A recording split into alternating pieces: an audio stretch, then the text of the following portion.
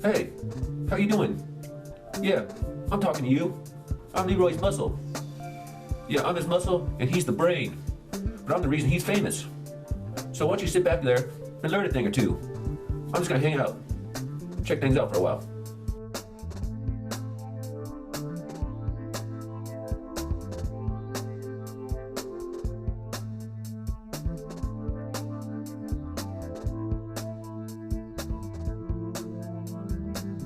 And everybody started saying, looking at me because it was like 18 inches. That was the epitome in the whole bodybuilding world. 18 inches. Very few guys had 18-inch arms. So what is Leroy doing to get 18? They went 18 and a half. And then, of course, the gym, the whole focus of the gym switched to arms. And then everybody started training. Some guys just went crazy and never got anywhere with it because they overdid it.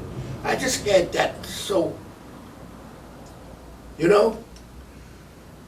it's like something fascinating because you just know when you did enough, when to rest, when to stop, no more. And I don't know, it was not a number that I wrote down. I just knew, wait, that's enough for the day. And some of those guys spent almost a whole day training arms, completely oblivious of the rest and recovery aspect of training. They thought the more they do, and none of them ever got nowhere near me because they didn't have that feeling. And I can tell you the truth. I don't know where that feeling comes from. If you paid me $1 billion, I said, where'd the guy? I don't know. I just know, I said, well, that's enough for now. And then I continued to train and continue to grow, and then I started adding different exercises to the routine, and just kept growing and growing and growing. Of course, loading up, but that's the thing that we instinctively knew then, and a lot of people don't know today. Recovery is the key. If you break down more tissue than the body can compensate for, you can rest a month, won't make any difference. See, guys think you can train all day, just rest. No, you break down more tissue than the body's ability to compensate for, and you can rest a year and won't do any difference. Because the body can only compensate and recover from so much breakdown at a session. And you got to understand that some guys think they train all day and all they got to do is rest.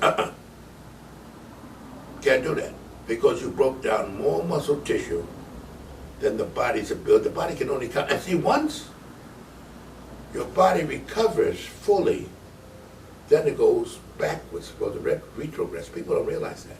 There's only so, if you want to continue to keep going ahead, you got to have a feeling of when to go next, when to go next. If you stay off too long, it's detrimental to your growth. And if you train too hard, it's detrimental to the growth. And not a soul in the world can tell you that but yourself. Leroy, let me ask you a question.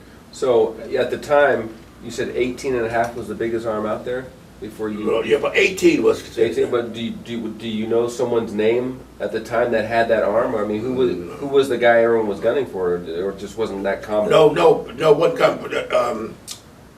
David Willoughby was the man that is supposed to be the scientific guy as far as bodybuilding, and he's the one to tell you how big you can get. Okay. He measured the wrists and all that kind of stuff, which is full of, obviously, he measured my arm and said the maximum I could get was 18 and a half, measuring my wrists and all that kind of stuff, of course. Mm-hmm. More, you're talking about man to moon.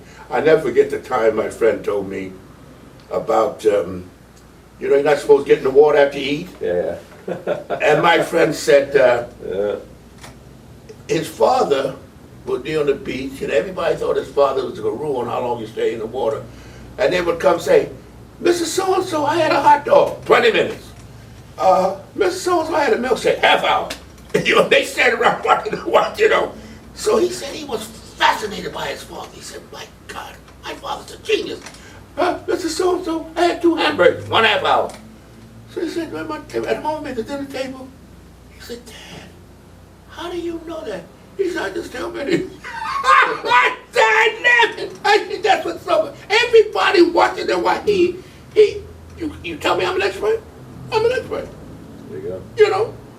So Leroy, how old were you when you got the 21 1/4 inch? You asking me questions. What do you say? I'm a geezer. What do you want out of me? People want to know. I'm dementia. I don't remember exactly. I'm going in dementia. Give me an exact. See, this man has a problem. He doesn't realize I'm going in dementia now. I can't remember. Hey, this video doesn't have time for dementia, Leroy. Oh, okay, all right. No, I don't know that. Were you My still in your arms got teens? the Were you big- still in your teens, or were you early 20s, or? My 20s. I didn't actually get to 21 till after I broke my leg. When my leg, before my ankle was severed, and the motorcycle, my ankle was actually severed in the motorcycle accident. I was in my very early 20s. And I couldn't compete anymore because I couldn't train my legs sufficient enough to be competitive. And I had won a few contests before then, Mr. Eastern America, Mr. New York State, Mr. New York City, a few contests before then. And I was going to go to the universe before I got my ankle severed. So my mid-20s, I'd say about 24. About 24 was when I got 21. So let me ask you this: when you were building your arms, your work. I mean, obviously you concentrated the most on your arms, but you worked your whole body. Oh, certainly. So when you had that accident and you no longer could train your legs, did you just dedicate more time to actually just train your arms, and that's why you're able to push that barrier and hit the 21 1/4? No, I think I would have hit it with the legs. I would train the legs, but not sufficient to be competitive. Yeah. Yeah, I But I'm trained. saying, but since you no longer, there's a question I'm asking then. Did you train your arms more after the accident, since you couldn't train, since you didn't have to spend time training your legs anymore? No.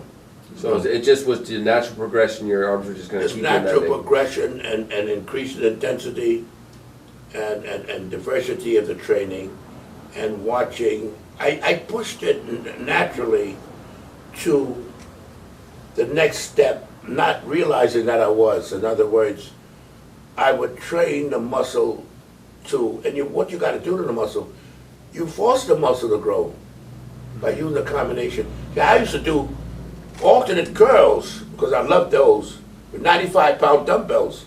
And we used to have my training partner, Thompson, only used to hold my legs, had to hold your legs down because the weight was so heavy you tip over. You see, now that was, and we would do standing curls with a little cheating with 200 pounds. I didn't do too many of them because they bulked the muscle up. I wanted a little more shape. And barbell curls don't shape your muscle.